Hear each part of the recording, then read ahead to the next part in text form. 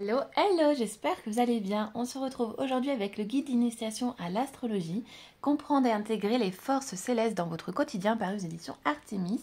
Il est de Oméa. Voilà, je ne connais pas du tout cet auteur ou ce monsieur. Voilà.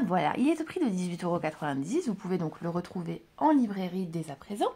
Donc cet ouvrage, il offre une initiation complète à l'astrologie, vous guidant à travers les bases essentielles tout en vous permettant d'approfondir vos connaissances avec clarté et concision.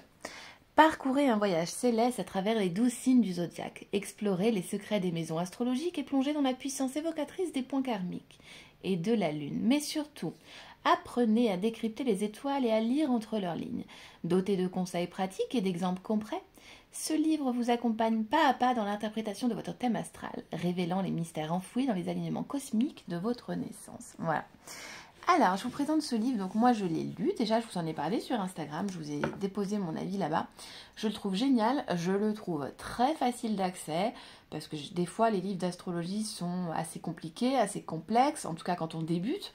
Et celui-ci, je le conseille vraiment à tous les débutants, ou même ceux qui sont plus novices, puisque voilà, il est très simple, et en plus on va continuer d'en apprendre, donc ça c'est très agréable.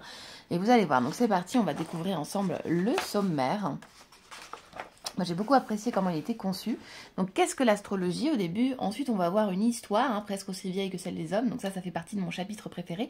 Évidemment, dès qu'on retrace un petit peu l'histoire en lien avec n'importe quel art divinatoire ou n'importe quoi, de toute façon, moi, ça m'intéresse. L'histoire m'a toujours intéressée.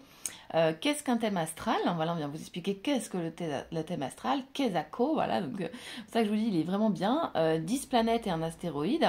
Ensuite, vous avez le zodiaque et les signes zodiacaux, évidemment, donc les maisons. Voilà, bienvenue à la maison, ensuite en chapitre 6. En 7, on va découvrir les aspects, ce chapitre aussi, je l'ai trouvé très intéressant.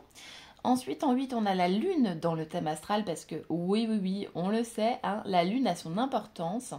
Moi d'ailleurs, je trouve que mon signe lunaire, souvent, il ressort plus que mon signe solaire.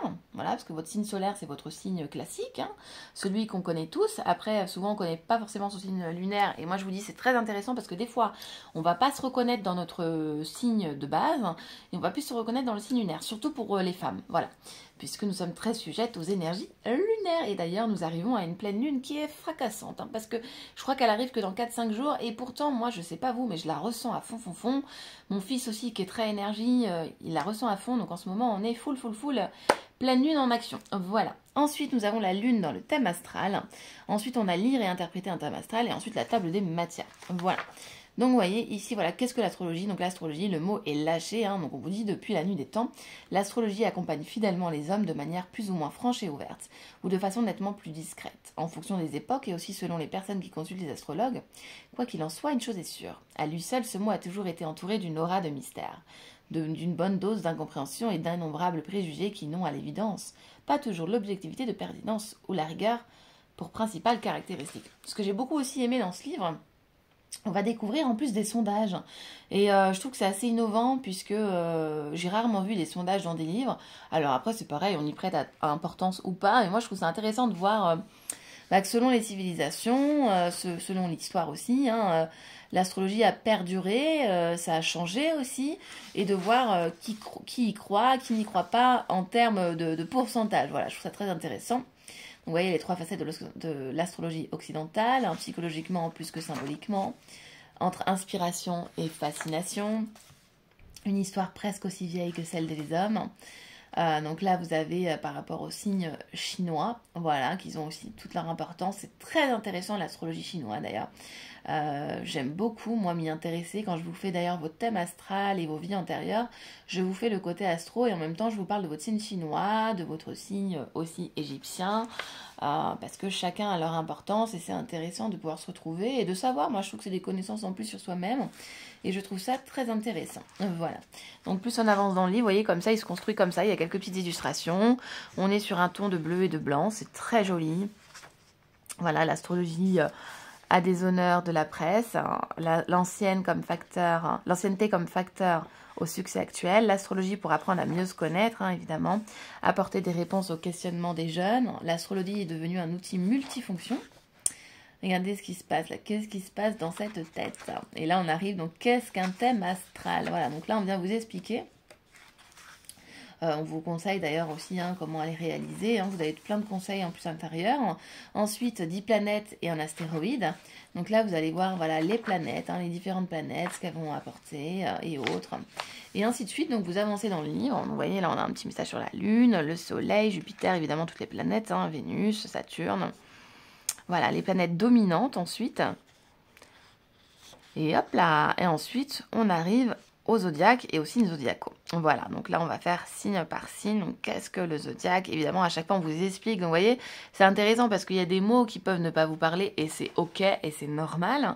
Et là, au moins dans ce livre-là, on va vous expliquer clairement, très facilement. Vous voyez, on voit là sans lire que c'est facile. Voilà, donc moi en tout cas, j'ai beaucoup aimé cette lecture enrichissante et du coup c'est un livre que voilà, je vais conseiller en tout cas aux débutants. Et même les plus experts, parce que c'est un petit retour aux bases, très simple et très agréable à lire. Voilà, donc bienvenue à la maison. J'ai beaucoup aimé aussi ce chapitre, mais après on arrive à ce que j'ai préféré. Donc là, vous avez maison par maison, évidemment. Hop, c'est hyper agréable, je trouve, hyper joli comme illustration. Et là, vous avez les aspects, regardez. Donc là, c'est hyper intéressant. Donc vous avez les aspects majeurs, la lecture des aspects en harmonie, en dissonance. Et je trouve ça trop intéressant, par exemple, de le faire à deux. Donc de faire votre thème astral, vous, votre femme, votre mari, vos enfants, votre copine, peu importe. Et de voir ces aspects, en fait, qui vont être plus ou moins différents chez les uns, chez les autres. Et ensuite, après, les formes. Alors là, je trouvais ça trop intéressant et de voir si vous allez réunir des carrés, plutôt des sextiles, plutôt la conjonction. Et en fait, on vient vous expliquer, donc par exemple, le sextile, lui, qui ressemble comme à une étoile, moi je trouve. Donc l'angle à 60 degrés, cet aspect harmonieux, survit lorsque deux planètes sont positionnées à 60%, 60 degrés l'une de l'autre. Le cercle est divisé en deux parties. Les planètes sont séparées par deux signes. De ce fait, elles se trouvent dans des signes et des éléments feu, terre, air, eau, compatibles. Considéré comme un aspect doux, le sextile représente à la fois la coopération et l'opportunité. Il favorise la créativité et l'innovation. Et dans cela, la personne a exploré de nouvelles manières de penser et ou d'agir. Il implique donc une certaine facilité, mais cela n'empêche que la personne doit faire preuve d'une certaine sensibilité et même effectuer un effort pour en tirer le meilleur parti possible. Donc c'est hyper intéressant, je trouve, en plus de découvrir voilà, les aspects qui vont être représentés voilà, sur votre thème et les principales figures. Et là, je trouve ça trop intéressant. Vous voyez, le cerf-volant, le doigt de Dieu, le grand triangle, le petit triangle. Enfin, voilà, vraiment, j'aime beaucoup cette partie-là.